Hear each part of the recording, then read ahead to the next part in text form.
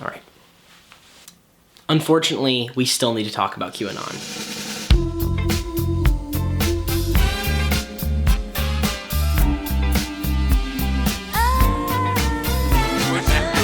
So let me set the stage for you really fast. January 5th, 2021, to most Americans, an average Tuesday. Congress was slated to confirm the results of the 2020 election the following day, setting in stone Joe Biden's victory. And it was what many Trump supporters saw as sort of their last-ditch effort to keep Donald Trump in the White House. And as the sun set in Washington, D.C., hotels all around town filled with unexpected visitors. Unbeknownst to the rest of the nation, an unbelievable surge of Trump supporters descended upon the town and checked into their rooms. There was an unmistakable energy about. There was an excitable buzz in the air. And as the light faded from the cloudy sky and night fell upon the city, the masses of people, from Proud Boys to QAnons, understood one thing. Starting tomorrow, they will no longer be ignored. While DC took some precautions for the impending protests, nobody, including any of the officials, could have expected the events of the following day. For the first time since the movement exploded in March 2020, America saw the hordes of people involved with QAnon finally stepping out behind their anonymous usernames. January 6th was a tragedy, resulting in the deaths of 5 people, including one Brian Sicknick, a Capitol Police officer. I'm sure you've heard the story by now. But here's the thing about the rioters' prediction. It sort of ended up wrong. Yes, there was an initial outcry in the wake of January 6th, but no one's really talking about them now. I fear that most Americans have gone back to the hustle and bustle of their daily lives and have forgotten the extent of the dangers of QAnon festering in America's underbelly. So let's talk about QAnon. Let's talk about why you should still care, and let's start at the very beginning. Time to fearmonger.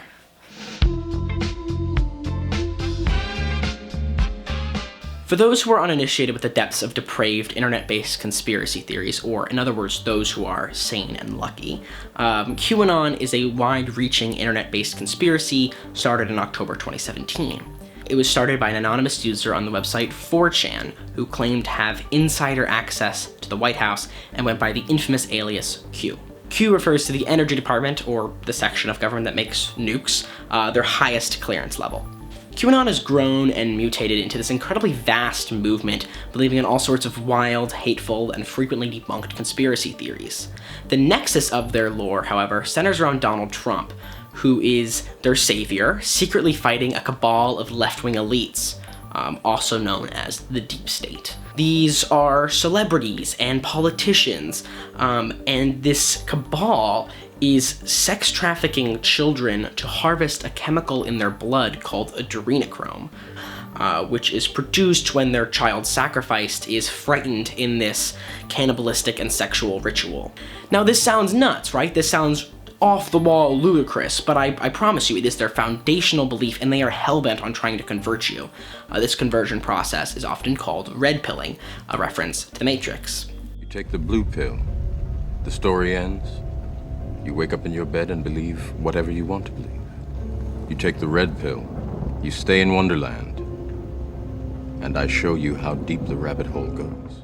There are innumerable offshoots and subsections of this main conspiracy, from the humorous, like the Flat Earth conspiracy, to the haunting, like Pizzagate, which was the conspiracy about a sex trafficking ring being run in the basement of a DC-based pizza parlor, to the outright absurd, like the fact that JFK's son is still alive, which frankly is too complex for me to understand. QAnon's lore is wildly inconsistent, it is jingoistic, and it is blatantly recycled anti-Semitic propaganda. But what is most important to note is that it has reached a point of cult-like logic. Donald Trump and Q are always correct, even if what they say or do now contradicts what they say or did prior. They are objectively on the right side of history, and they are incapable of committing any wrongdoing. I have grown to fully trust Don, master of all masters. He is a genius, a 5D chess player, a man with a huge heart.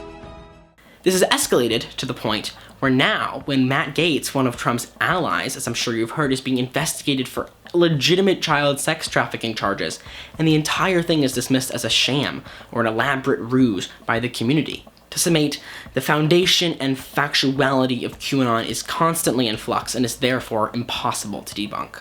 So, why is QAnon still dangerous? I mean, they rioted, but they lost, right? Donald Trump's not the president last time I checked, and when Joe Biden got sworn in, there wasn't some crazy terrorist attack at the inauguration. In fact, Q hasn't posted since December 8th, which is like a whole 5 months ago. So why am I here still talking to you? For one reason, QAnon was a motivating factor and a catalyst behind numerous attacks and shootings in the past few years. Remember that pizza parlor I mentioned earlier? They were the victims of a horrifying shooting where miraculously no one was hurt. But as reprehensible as that attacks and others like it were, those are in the past. Let's look ahead to the future. Another reason to be frightened of QAnon centers around classic human behavior. Here it's not so easy to cite academic sources, but rather other examples of it happening on every side of history. Q, the leader of this cult, seems to have vanished, but it's always so much easier to kill a person, the leader of a group, than the idea the group is centered around. It's impossible to kill an idea, and often attempting to do so only popularizes it. This is a tale as old as time, from the American Civil Rights Movement to ISIS to even the origins of Christianity. Considering that the tenets of QAnon are rampant anti-Semitism, hyper-paranoia, distrust of the establishment or anything remotely academic, unfortunately those ideas aren't going anywhere. They are far older than me or you, and will be here long after we can fathom. But we should talk more tangibly than that. You want to know why you should be afraid of QAnon, like right now in this very moment? One word. Anti-vaxxers. QAnon's continued presence is a threat because, like clockwork, they have switched from hashtag stop the steal to hashtag stop the vax. That's right, they have become a hub for coronavirus vaccine skepticism and misinformation. Vaccine distribution, as you probably are already aware, is a logistical nightmare. People delaying their vaccination not only means a longer wait until we reach immunity as a country, but it also means more time for more contagious and deadly variants of COVID to fester and spread, causing more harm to our already battered nation. These groups are perpetuating mass amounts of misinformation, and unfortunately, it's working. Around 30% of Republicans say they don't want the vaccine. Another 20% are skeptical. That's half. Additionally, 45% of white evangelicals who are involved with QAnon to some degree said they refuse getting the jab. These are not valiant people giving up their spot in line for those more compromised than they are. Not only is everyone 16 and over eligible now, but additionally, unused vaccines expire and are thrown out. In parts of the country where vaccine skepticism is the norm, this is happening way more than it should. QAnon is also using their platform to propagate entirely false theories about the COVID vaccine. When Prince Philip passed a few weeks ago, they started spreading the theory that it was not his near ancient age that killed him, but in fact, the COVID vaccine.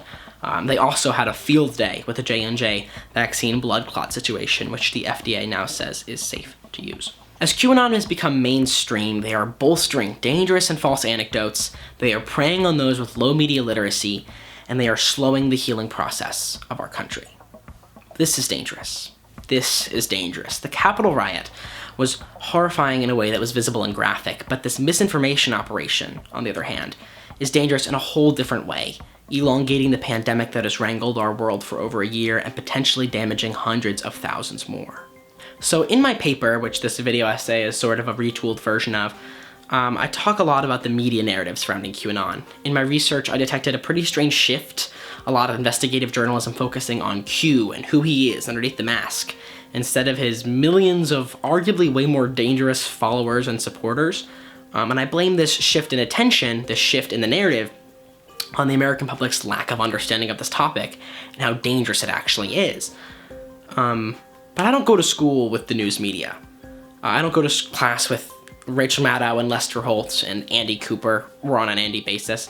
I go to school with you guys. So here's what you can do.